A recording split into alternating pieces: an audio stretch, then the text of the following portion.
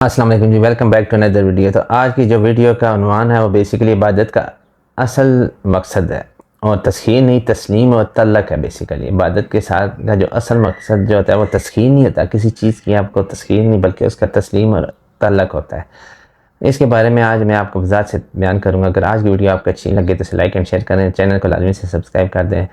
اسی طرح کی ویڈیوز اسی چینل پہ میں آپ کے لیے لاتا رہتا ہوں۔ امید ہے کہ ویڈیوز جو ہوتے ہیں، یہ الفاظ جو ہوتے ہیں، آپ زندگی کی بہتری اللہ تعالیٰ آپ کے دلوں کو کشادہ کرے اور آپ میرے الفاظ آپ کے دلوں میں اتر جائیں۔ تو آج کا جی ٹاپک شروع کرتے ہیں، بسم اللہ الرحمن الرحیم۔ آج جو بیسیکلی جو یہ والا موضوع ہے، یہ ایک نہایت اہم مگر اکثر لوگ اسے نظر انداز کر جاتے ہیں اس پوائنٹ کو نا۔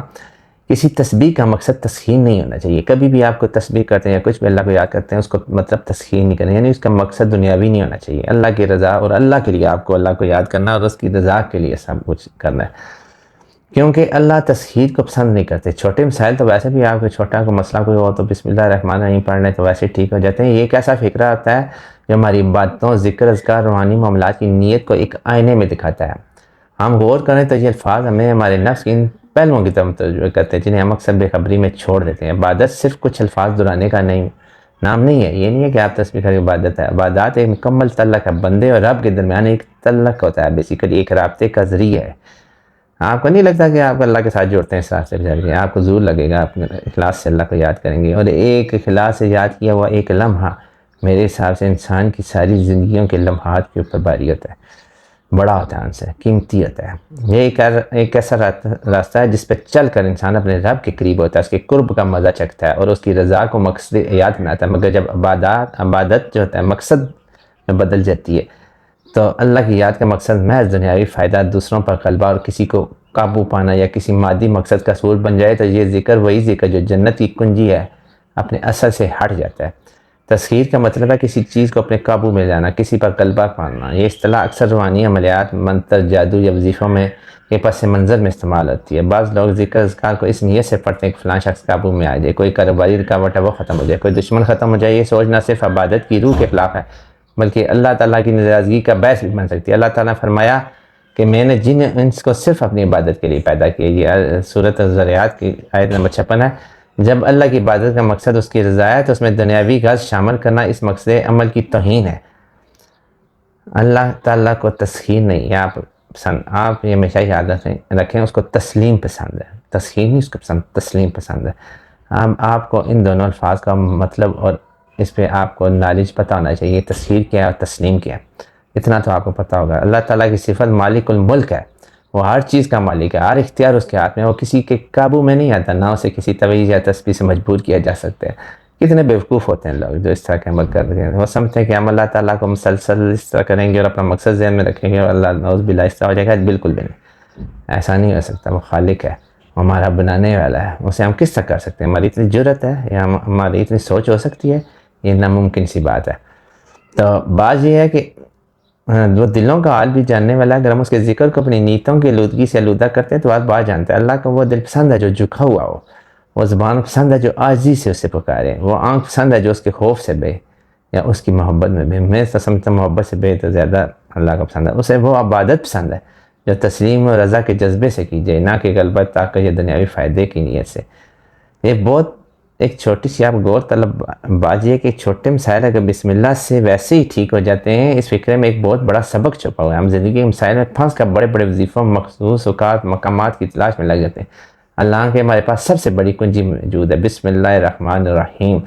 بسم اللہ کا مطلب ہے اللہ کے نام سے جو بڑا مہربان اور نہایت رحم والا ہے۔ انسان جب اس سچے دل سے بسم اللہ پڑھتا ہے تو گویا وہ اللہ کی پناہ میں آ جاتا ہے۔ وہ پناہ ہی ہے انسان کی سب سے بڑی حفاظت۔ اصل بات نیت اور یقین کی ہے۔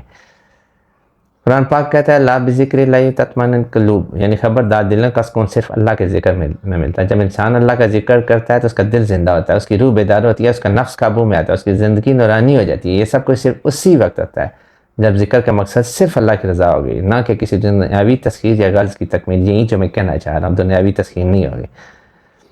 روحانیت کا صرف تعلق جو ہے بیسیکلی وہ کچھ الفاظ کے ورد سے نہیں ہے بلکہ اس میں نیت، یقین اور عاجزی کا عمل دخل ہے۔ ایک ہی وظیفہ ایک شخص کو جنت کے قریب کر دیتا ہے، دوسرے کو نافرمانی میں ڈال دیتا ہے۔ فرق نیت کا ہے۔ اگر کسی نے سورہ یاسین صرف اس نیت سے پڑھی کہ کاروبار میں برکت ہو اور اللہ کی رضا کی طلب دل سے غائب ہو، وہ اللہ کے ذکر کو دنیاوی فائدے کا ذریعہ سمجھ رہا ہے، اسی لیے علماء کرام ہمیشہ نیت کی صفائی کی تاکید فرماتے ہیں۔ حضرت علی رضی اللہ عنہ کا فرمانا ہے کہ عمل کی قدر نیت سے ہوتی ہے، نیت خالص ہو تو چھوٹا عمل بھی بڑا بن جاتا ہے۔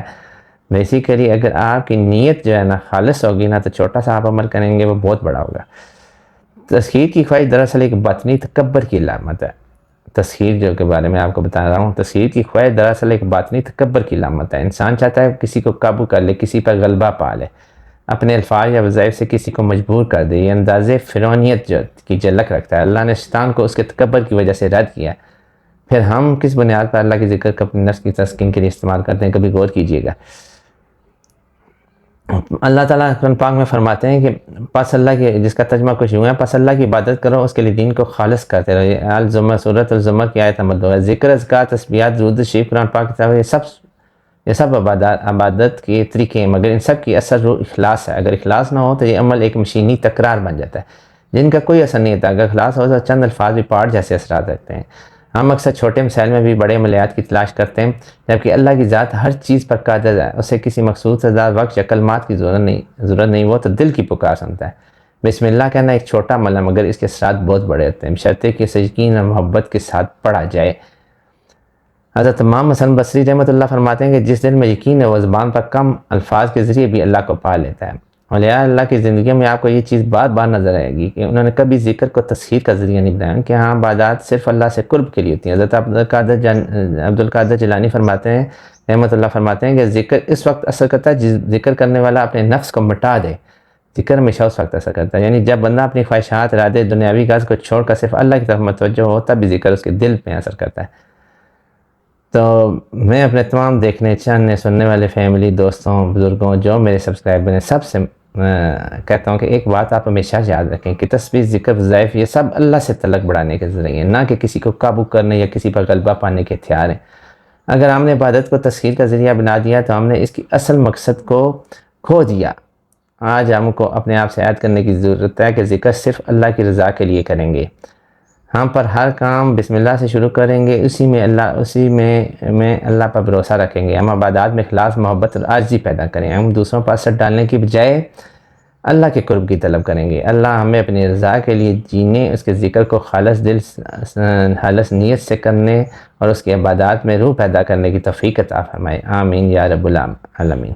بات یہ ہے کہ یہ سب دعائیں جو آخر میں کی گئی ہیں، اس کا مقصد یہی ہے کہ اللہ تعالیٰ کو جب بھی یاد کریں تو خلوص دل سے کریں، اخلاص کے ساتھ کریں، کیونکہ اخلاص بہت زیادہ ضروری ہے۔ اللہ کا ذکر اللہ کے لیے کریں، اللہ کا ذکر اللہ کے لیے کریں، نہ کہ کسی بھی دنیاوی لالچ، دنیاوی مقصد کے لیے کریں، کیونکہ جب آپ اللہ کے قریب ہوں گے تو انشاءاللہ اللہ تعالیٰ آپ کی ہر مشکلوں کو دور فرمائے گا اور آپ کے لیے راستے کھولے گا اور آپ کے لیے ہر کام میں بہتری ہوگی انشاءاللہ تعالیٰ۔